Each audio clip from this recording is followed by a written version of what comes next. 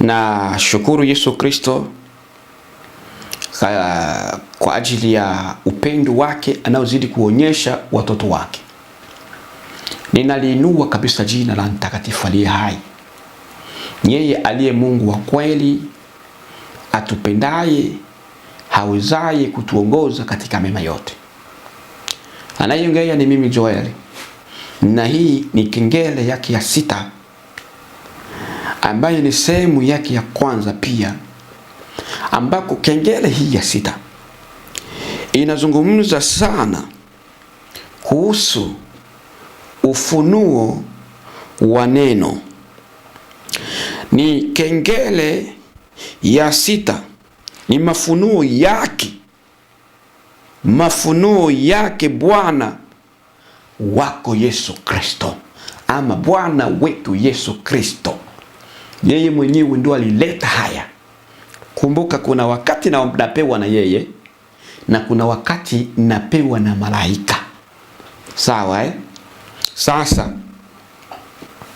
ilikuwaje? Nilianza kuona, tunaanza hivi.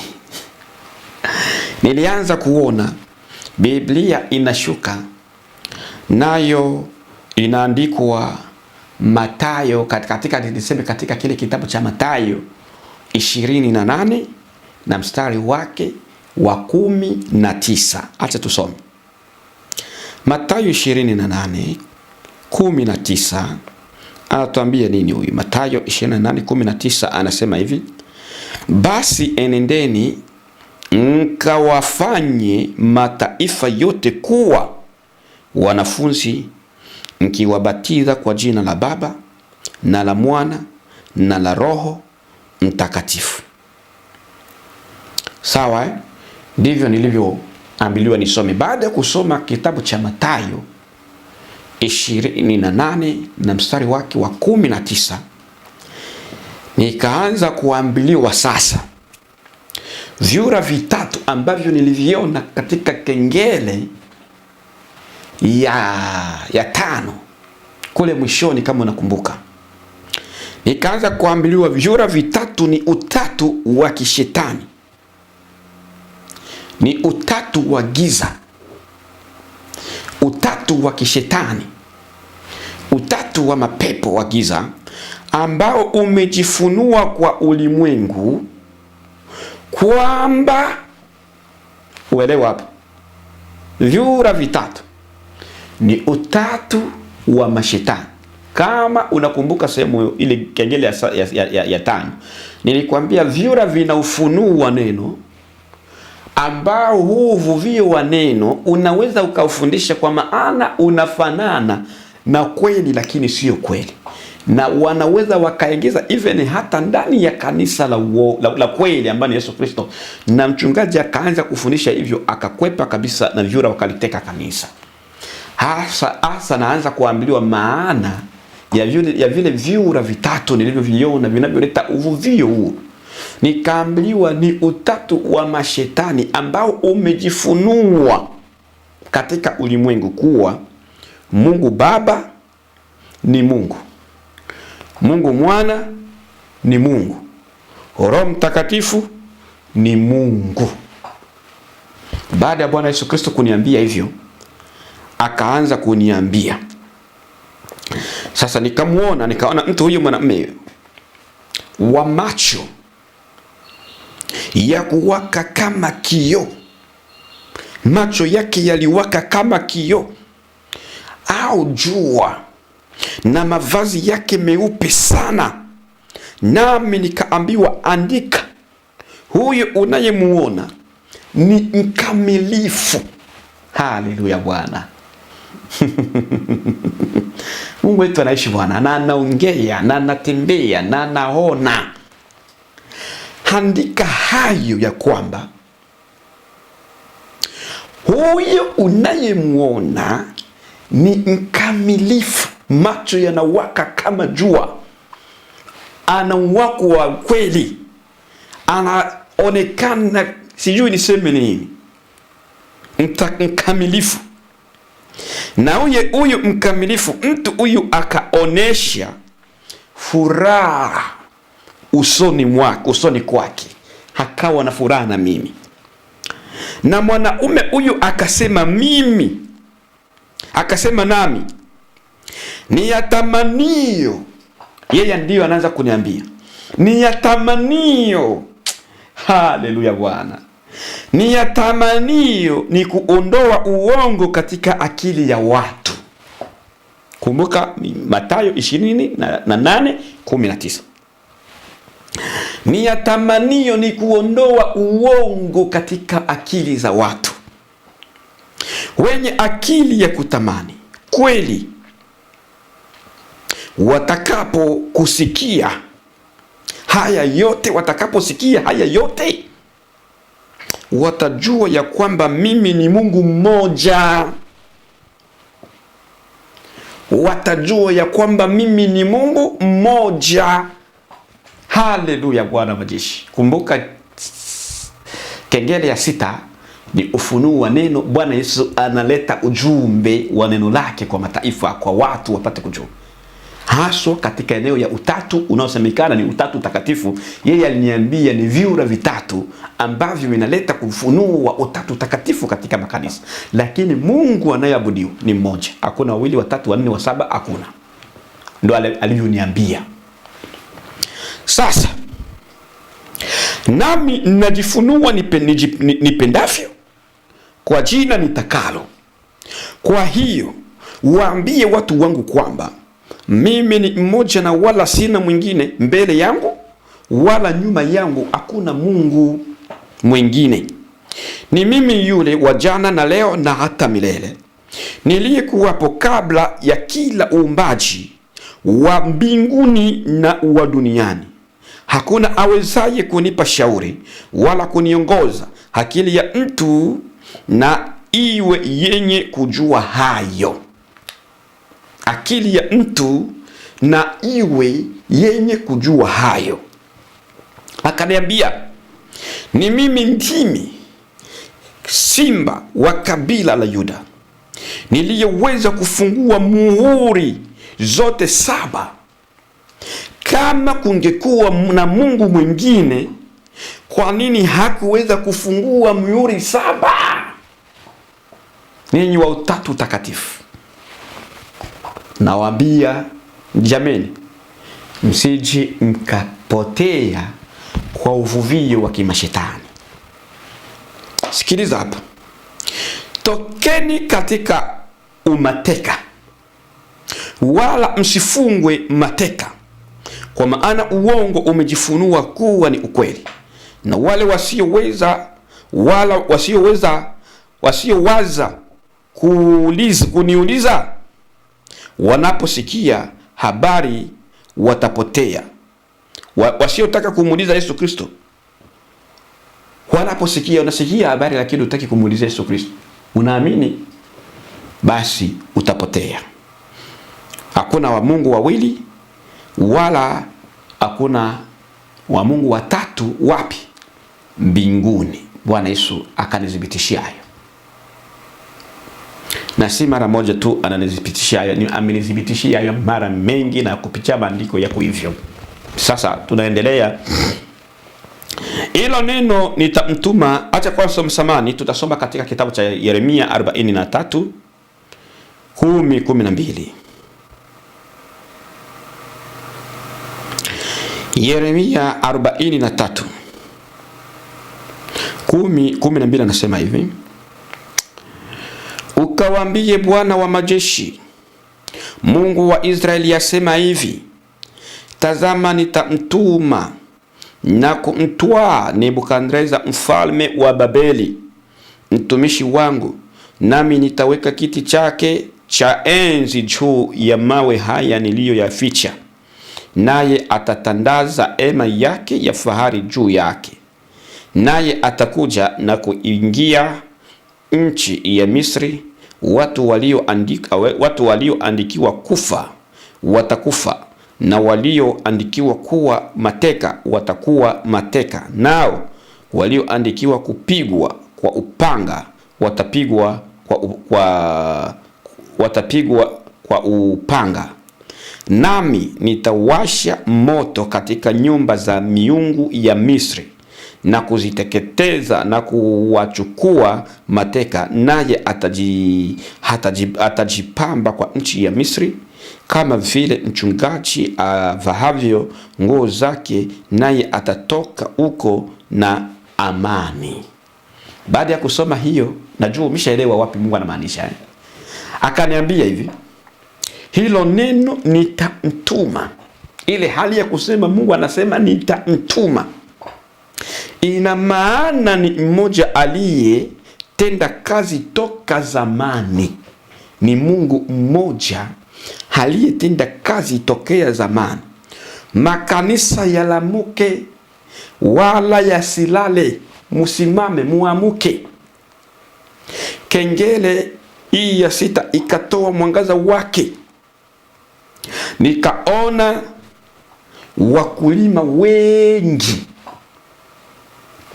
wanalima mashamba. Sasa kulikuwa na tofauti katika wakulima. Kuna waliolima kwa hisia, wakaishia njiani. Wanalima lakini wakaishia njiani na shamba zao zikamea majani. 2, kuna waliolima na kuangalia nyuma kisha wakaenda chini ya mti kupumzika, sababu jua ni nyingi na wala hawakuweza kuvuna. Wanalima wakaenda kukaa chini ya mti kwa sababu jua ni nyingi, hawakuweza kuvuna. Lakini kuna waliolima na kuvuna mazao. Katika hao waliovuna mazao walitofautiana. Kuna waliovuna mazao mengi sana na wengine machache. Naye yule mtu wa mavazi meupe na mwenye macho yanayowaka kama jua akasema nami kwamba ni yule aliye na bidii katika kweli ndo atakayepokea. Yule aliye na bidii katika kweli ndio atakayepokea. Ulafi wake mtu ujishibisha wala asijui madhara yake.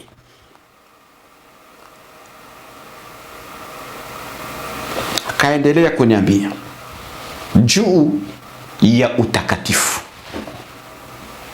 Utakatifu. Nikaona kondoo, lakini kalikuwa kama kondoo kadogo. Mwana kondoo ambao si mkubwa, nikachanga huyu kondoo. Ndipo nikaambiwa kwamba mwana kondoo aliyechinjwa kabla ya kuwepo misingi ya dunia, ili ajitwalie taifa lake takatifu. Ajitwalie taifa lake takatifu. Neno lake ni kweli na usafi, wala hapana uchafu wowote kwa neno lake. Na uchafu ndani ya neno ni mchanganyo wanaofanya wanadamu katika kumwabudu. Nikaona mtu huyu ana msipi kama vile ndoano. Ana ndoano ya msipi ule wa kuvua samaki. Watu wa Mwanza wanaelewa hivi bwana.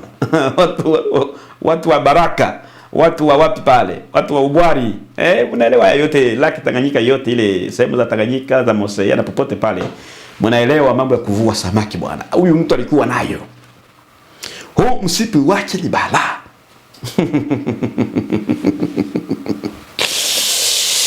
Sasa kazi ya msipi huyu, nikaona ameurusha msipi huo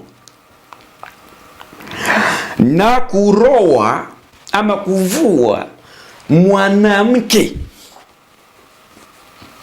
Mwanamke alikutaniwa yuko katika giza,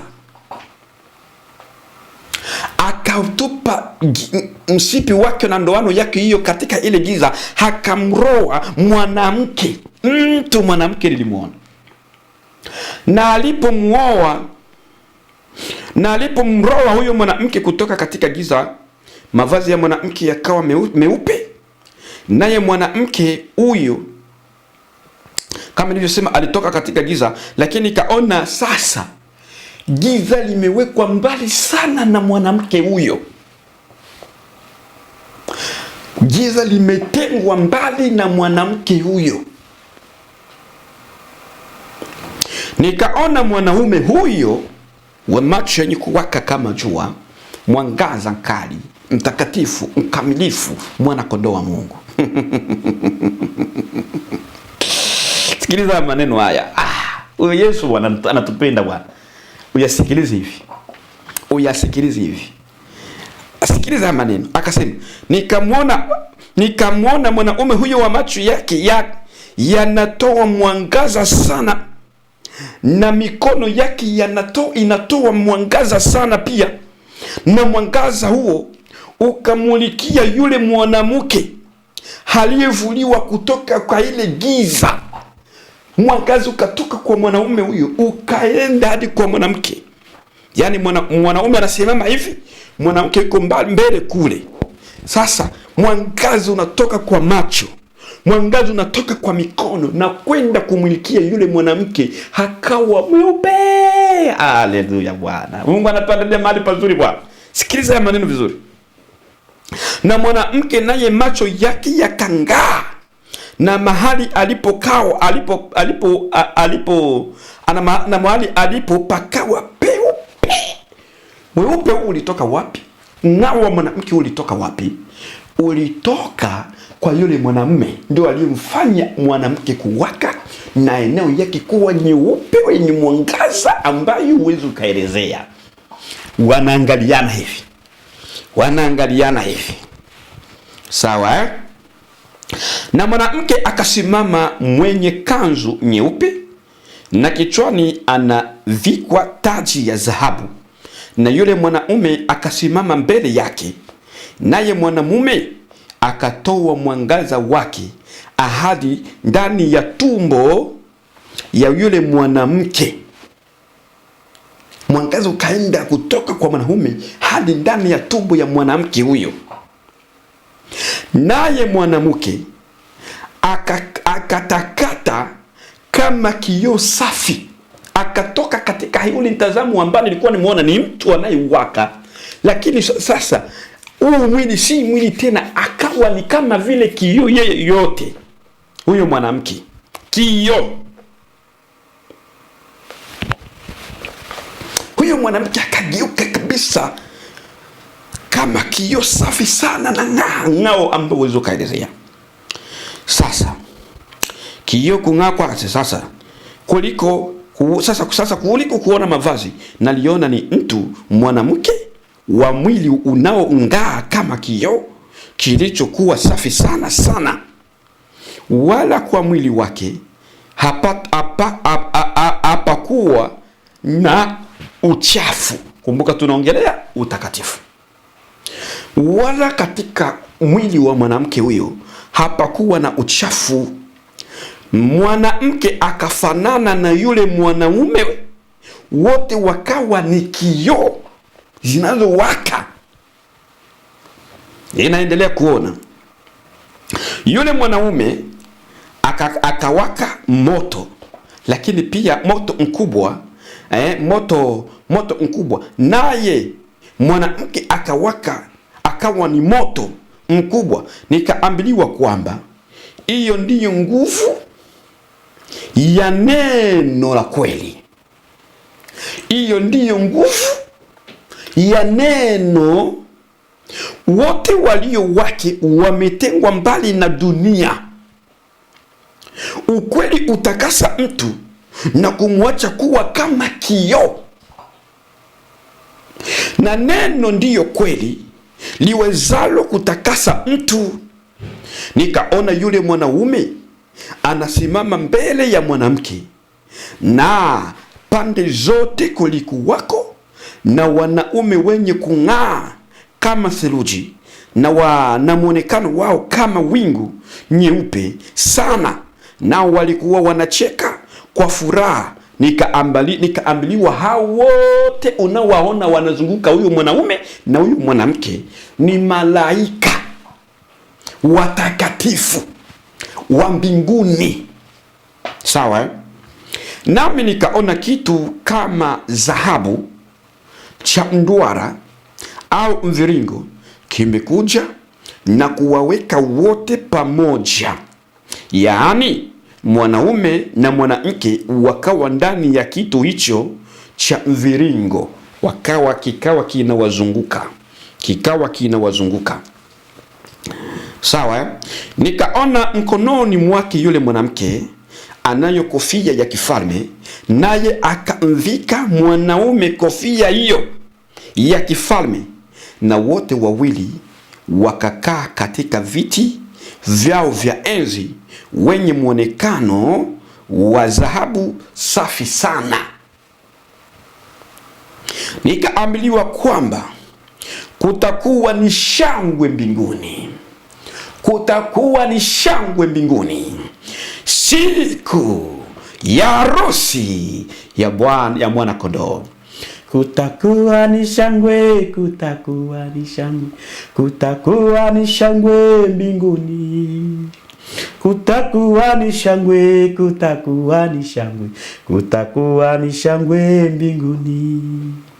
Kutakuwa ni shangwe, kutakuwa ni shangwe, kutakuwa ni shangwe mbinguni.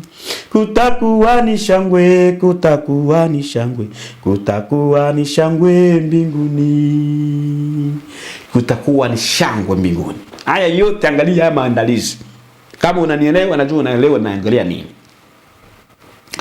Sasa na kile kilichokuwa mduara au mviringo ni neno ambalo liliwaunganisha wote wawili kwa ndoa takatifu na yule ya samani, kwa ndoa takatifu na ya umilele. Kumbe yule halikuwa bibi harusi na bwana harusi katika ndoa na sherehe, na malaika wanashangilia ndoa ya bibi harusi na bwana harusi siku za mwisho. Bibi harusi ametakaswa na nini? Imeambiliwa ametakaswa na neno. Neno peke yake ndilo litakalotuunga na Bwana wetu Yesu Kristo. Kama tukilishwa neno mchafu, litatuondoa kwa Yesu Kristo. Kama tukilishwa neno nzuri, litatupatanisha na yeye aliye hai. Na siku hiyo malaika watatazama kushinda kwetu.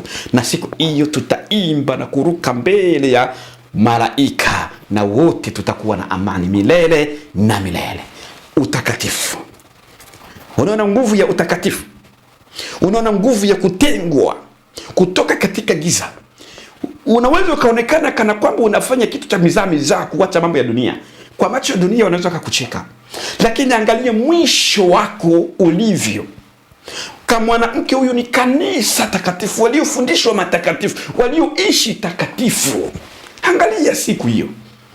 Na kutia moyo ndugu, tukatai yote ya dunia. Lakini baada ya kuonyeshwa nguvu ya neno takatifu na wale walio wa Yesu Kristo, nikaonyeshwa neno chafu. Neno chafu. Neno chafu neno chafu ikaambiliwa, neno chafu alingeuze mtu kamwe. Utabaki usiyegeuka kwa neno chafu, na huko unasali. Mwenye kutoa mali na kujitoa kwa kazi ya kanisa, lakini utabaki vile ulivyo. Una juhudi zote za kufanya kazi, lakini unalishwa chakula kichafu. Unatoa zaka, unatoa sadaka, unaenda kanisani, unatoa michango ya kusapoti wagonjwa na wengine, lakini neno linakuua, unabaki yule yule. Neno chafu. Sasa nikaona mtu wa mavazi meusi, naye ana msipi mwenye ndoano mkononi, naye akavua mwanamke aliye na mavazi meusi, na akamuweka eneo ya giza. Ukawa mwanaume mwingine mwenye mavazi meusi na ndoano, na eneo yake ni ya giza, naye yuko na mwanamke aliyemvua na kumwingiza katika giza. Mwanamke huyu anaachwa katika giza, anavuviwa na kuachwa katika giza. Sasa sikiliza haya. Nikaona mtu huyu, sasa nikaambiwa, aliacha huyo mwanamke katika giza, alimwacha pia mwanamke huyo akiwa na masononeko ya kumpata na masononeko ya kumpata kwa faida ya, akawa na masononeko ya huyo mwanamke, akawa na masononeko makubwa ya kumpata samani kwa faida ya mume wake, kwa faida ya mume wake.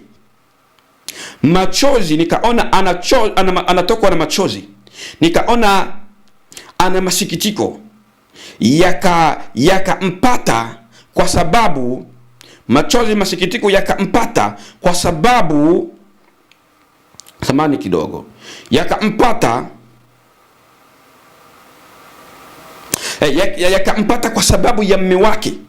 Nikaamliwa na huyo mwanaume sasa, ambaye wa mavazi meupe, yeye akasema, akaanza kuuliza, huyu mwanamume ambaye amekuoa anakuacha katika masononeko, anakuacha katika masikitiko, anakuacha katika giza, anakuacha katika vilio vikali, huyu ni mme, huyu ni mme gani? Huyu ni mme gani? Huyu ni mnyang'anyi, ni mwizi na muuaji, hajaye saa ya usiku wakati umelala, ili aibe, aharibu na kuchinja. Aibe, aharibu na kuchinja. Huyu mwanamume wa mavazi meusi. Mimi Yesu Kristo nawapa walio wangu uzima wa milele bure. Sema na moyo wako, jutia njia zako, jiulize maswali kwa maisha yako, nawe utajiona wewe si kitu, bali nyonge na masikitiko na uchi na kipofu. Geukeni kwa Kristo Mungu wenu. Geukeni kwa Kristo Mungu wenu. Geukeni kwa Kristo Mungu wenu. Haleluya. Naja kama mwivi mteule, shika sana ulicho nacho, maana nyakati ni za mwisho. Yawekeni kando yale yasiyo yangu, nami nitawakaribisha kwangu. Shikeni agano langu, nanyi mtaishi. Mkopeshe anayekukopa, na mpe akuombaye. Zuluma na iwe mbali nanyi. Msishike kilicho najisi, msizunguke nyumba kwa umbea na mateto yaletayo uchungu. Muwe wakamilifu kwa matendo yenu yote, muwe na upendo na kila mtu na ndugu yake. Safina uja kwa kuleta wokovu, na mvua uja kwa kuua walengwa. Muwe mbali na kila wimbi na upepo unaovuma wa dunia. Shikeni kilicho bora zaidi. Haleluya. Haya maneno matakatifu unayaona, unayaelewa, unayatambua. Yesu Kristo aongea na kanisa. Yesu Kristo aongea na kanisa kwa ajili ya kutenda ya kuja kwake na kuwa watakatifu wakamilifu. Kwa hiyo sehemu ya 6 imeishia hapa. Pana basi, acha tumalizie kengele ya 6, kwa maana naona inataka malizika. Si ndefu sana. Sawa? Acha tuendelee. Kengele ya 6 si ndefu sana. Baada ya hayo niliona viti 24 mbinguni, na juu ya viti hivyo moto unawaka, na watu wanakaa juu yake. Nami nikaona viumbe hivi, ndama, tai na kiumbe kama mtu au kama mwanadamu, na kiumbe kingine kama simba. Na mbele yao naliona wanaume wakianguka na kusujudia mbele ya kiti cha enzi, ambacho kulikuwa moto mkali ukiwaka. Sauti ikasema, usiogope, maana maneno haya ni matakatifu ya Bwana wako Yesu Kristo. Maana nilianza kuogopa hapa kuona hiyo style. Nilikuwa na hofu, ndio nikapewa nguvu kwa maneno ya kwamba usiogope, maneno haya ni matakatifu ya Bwana wako Yesu Kristo, ya Bwana wako Yesu Kristo. Hili ni neno na samani, yes, ili ni neno, na nikaona kitabu na viumbe. Nilipoona vitabu, nikaona pia nikaona kitabu, lakini pia nikaona viumbe hivyo vinne wanamsujudia yeye aketie juu ya kile kiti cha enzi, na anayewaka naye anawaka, samani kidogo, naye anawaka moto, na hao wanaume 24 wanaanguka kila mmoja wao, na nywele zao zilikuwa nyeupe pamoja na mavazi yao na ndevu zao. Sauti ikasema nami, nitakutuma kwa watu wao walio wachafu wa moyo, wasioamini neno, waambie ya kwamba Mungu wao ni hai na ni moto ulao, haliye na funguo za kuzimu na mauti. Watu wawe na akili ya kumwabudu mtakatifu, ambaye kwake yeye hawataaibika kamwe. Nikaona, baada ya hapo nikaona kuku mkubwa, yani kuku dume, ile jogoo yule nilimuona, naye huyo jogoo mkubwa akiwa na msalaba siri niambiwa nisitoe yote, akiwa na msalaba wa rangi ya fedha. Nami nikaambiliwa kwamba msalaba utashuka na kukaa mgongoni mwako, na msalaba ni injili ambalo Mungu amekupa, na atakapokuwa anakuangalia hatakuwa anakuona, bali atakuwa anaona msalaba wake katika mgongo wako. Bwana Yesu asifiwe. Sauti ikasema, niko na watu wale watakao nisikia na kuenenda katika utakatifu. Basi mambo haya yote uwaambie watu, wapate kujua siri hizi. Apunguzaye au kuongeza sitamkumbuka kamwe. Bwana Yesu asifiwe. Bwana Yesu atukuzwe. Nina furaha, tena furaha kubwa. Nina furaha, tena furaha kubwa ya kuweza kumaliza kengele ya 6, na mmeona na kusikia makubwa ya Bwana wetu Yesu Kristo. Geukeni mkalichi jina lake, mkapate uzima wa milele siku zinazokuja.